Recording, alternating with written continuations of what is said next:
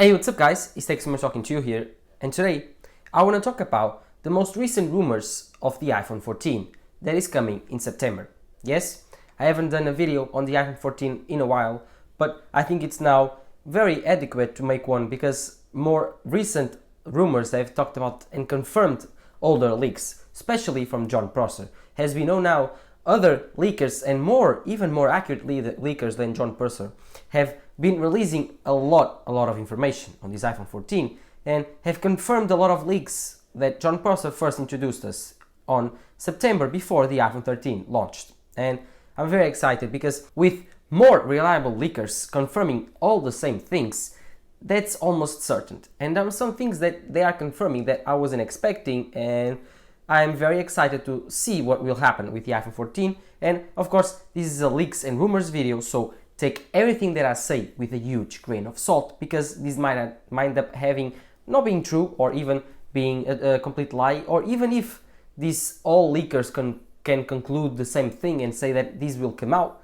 as we saw with the Apple Watch Series 7, that could not be true. So, let's hope that this turns out to be true, because this is too much leakers to be wrong. But last year's Apple Watch Series 7, everyone agreed on the same thing, and then it wasn't squared, it was round. So let's talk about the iPhone 14 leaks, rumors, and do a little bit of a roundup. What should we expect for this new iPhone coming on September? The iPhone 14 would be a complete redesign. Right now, we got a redesign with the iPhone 12s. The iPhone 12s introduced this new squared off design, which is more in line with the Apple lineup, because the Apple Pro is squared off, the MacBook Pros are squared off, and of course the iPhone now is squared off. With the iPhone 12 we got this squared off design, we got 5G, and we got a lot of stuff. For example, the front display wouldn't be on the 2D glass, but on the normal glass, a flat glass. And so we got a lot of things that we used to before. For example, the squared off design wasn't one of the big things, but also the fact that the new colors coupled together with bigger cameras and a flat design gave this phone a very different feeling from the iPhone 11s. But then Apple introduced the iPhone 13s, which were not a redesign, but more of an S-year in terms of design, but in everything else, they were just incredible. They were a step up on cameras, display, battery life, the speed and performance, because the A15 was much more efficient than the A14, which provided the iPhone 13 Pro Max to be the best battery life ever on a phone.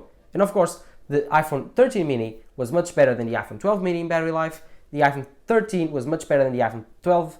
The iPhone 13 Pro was much better than the iPhone 12 Pro. And of course, like I told you, the iPhone 13 Pro Max was a champ on battery life, beating the 11 lineup, which was before the best iPhone in terms of battery life. But again, the iPhone 13 Pro Max, in my opinion, was the biggest jump ever in terms of camera performance from a phone to another. And so I think that Apple right now cannot innovate in this area so much. They could add a better telephoto lens, they could have even better sensors, and they could have a 48 megapixel, a 64 megapixel, or even 128 megapixel.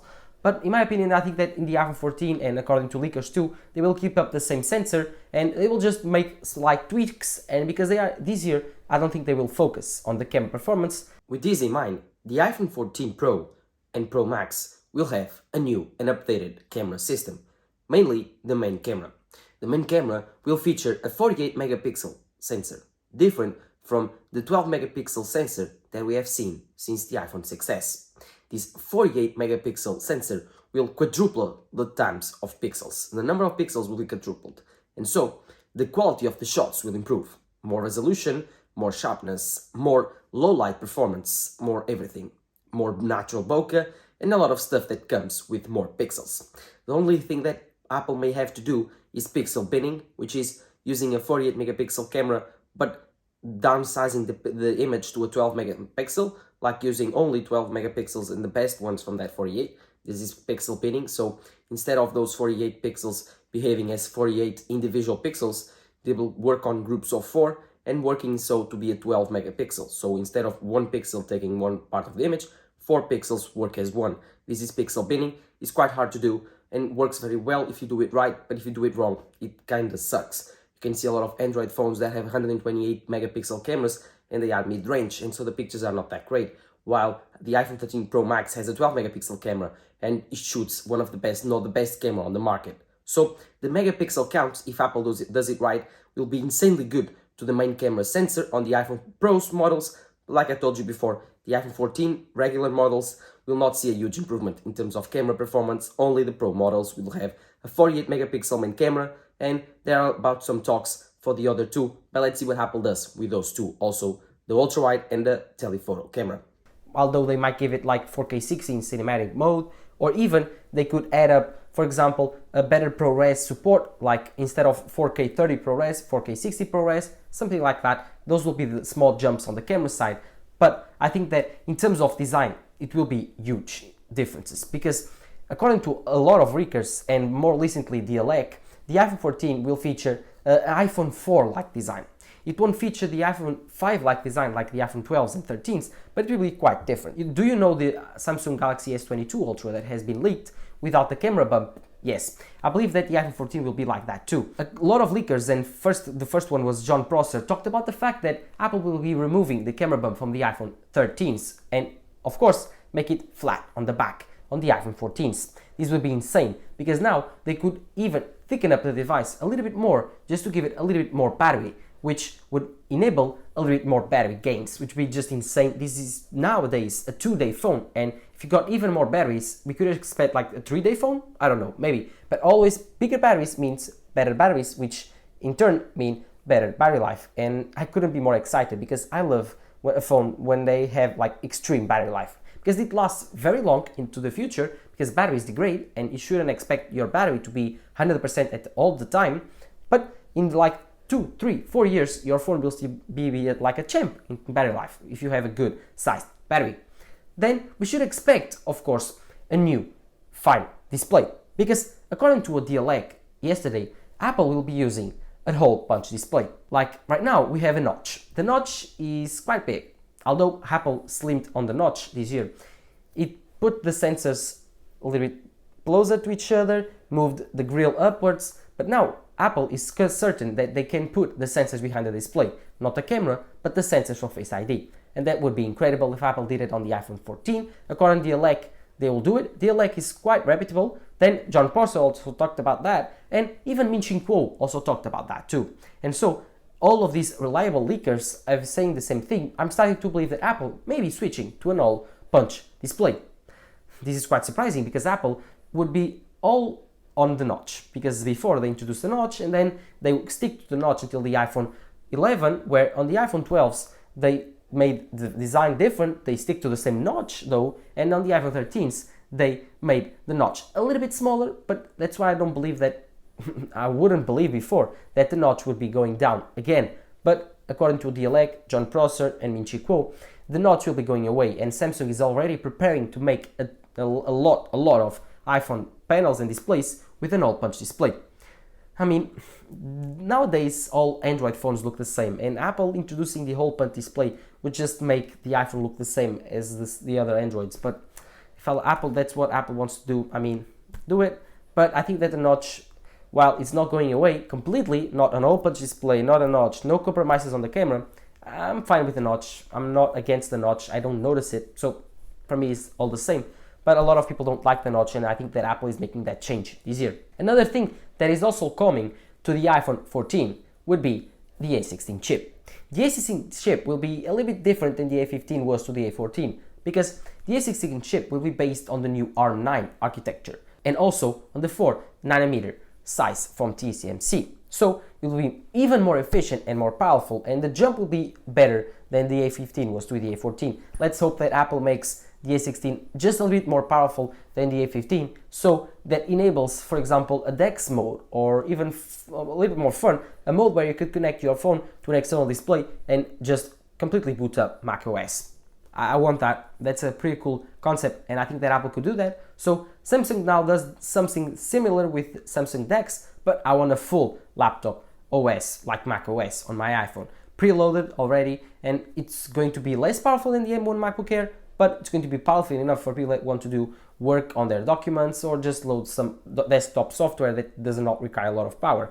But again, this A16 chip, the most gains we will see will be of course, on the AI side, and again, on the battery life side because of the efficiency. So these phones will run less hot, and by that, they will gain a little bit more battery life. Of course, this A16 also will introduce new features to the camera like every year they do, and they will introduce some new feature that you could think that, oh, they should work on the year before, but no, they make it exclusive for the A16 like cinematic was for the A15. So again, in my opinion, the A16 will be quite a big jump in terms of silicon when compared to the A15 because it's going to switch up architectures and slim up on the size in terms of nanometers. So expect a good jump on the A15. I mean, everything runs well on the iPhone already. The A15 is no trouble, the A14 is no trouble either, the A13, A12, A11, they are all very good. The iOS experience is all amazing on all of those phones, although a little bit buggy, but that's not the processor's fault, that's Apple's fault. So I think that in terms of performance, we have peaked on iPhone, but in efficiency, there's some work to do. And I think that Apple should go and try to make these phones a little bit thermal design better because they run very hot, and while you're doing very intensive tasks, they can dim down the display. Talking about the display, I don't think that there will be any new improvements to the display. My iPhone 13 Pro Max has a 120 Hz ProMotion display, and so one thing that Apple could do is add 120 Hz displays to the smaller iPhone 13 mini and the iPhone 13s, and of course this would mean that the display would be 120 Hz, but in my opinion they wouldn't have ProMotion. If they had 120 Hz, is those panels that only run 120 Hz, not ProMotion. But I don't think, in my opinion, they will have that because that's quite expensive and that's a pro feature. So I think that even though there's pressure from outside for Apple to put 120 Hz on their lower end phones, I don't think that will happen. And another thing that's pressure from outside is USB-C. I don't think that USB-C is coming on the iPhone 14s, 15s, 16s, wherever. Like any iPhone in the future won't get USB-C. I think that Apple is going straight through Lightning and going to portless design with MagSafe. So I believe MagSafe is the future. I don't use my Lightning port either for anything, just for my microphone, so I charge everything via MagSafe. Even my Apple Watch, I would like to charge it on the back of my iPhone, so if there's a way for Apple to do that, please do. But wireless reverse charging would be cool, and I would like to see that on the iPhone, although that's quite a gimmick and that destroys your battery life of your phone and the battery of the other phone because it's not that much efficient. There's a lot of electricity loss in terms of heat, so I don't think that why Apple doesn't do that. It's not because they can't, it's because they don't want to. So although I wanted reverse wireless charging, I don't think Apple will give us on the iPhone 14. So, and I think that the iPhone 14 will be like this. A small change in terms of performance and graphics and camera, but a big change in terms of design. It will look very different from the iPhone 13s, and so people will buy it. I think that the iPhone 14 will solve and try to solve all of the issues that there's right now with the iPhone 13. It will be cinematic mode, of course, on the cameras, a little bit better low light. It will try to compete with Pixel 6 in terms of performance and HDR. It will try to add a little bit more telephoto lens, just a little bit more, like instead of 3, 4x. But I don't think that this will be the year that Apple will have a huge telephoto lens like the Samsung S21 Ultra has, because Apple has to scale that technology, and that technology is very expensive, and I don't think that the camera manufacturers can manufacture millions and millions of units for Apple to release these types of features. And so I think that we should wait at least one more year for that telephoto, although leaks have not confirmed that. But one of the biggest changes, let me tell you again, will be no camera bump, a new design, an iPhone 4-like design. And of course, we should expect stainless steel sides, and it would be nice to have a titanium option, although there's no leaks for that. I think that Apple would make a very nice iPhone if they made one from titanium. Although I really do like my stainless steels. It feels very premium, and I really do like my ceramic shield display, so I think that Apple should improve also in that category too, because having a very strong display is cool, but having a display that scratches a lot like the ceramic shield on my iPhone, it's not that cool. So please, Apple, improve on that type of technology. I love it, it's very great. I've let my phone down a couple of times, it didn't break, but scratches I'm very afraid of, because this display has a little bit more plastic on its constitution, and so scratches a little bit more easier than the other older panels from just glass. So I think that Gorilla Glass 7, 8, I don't know, maybe the future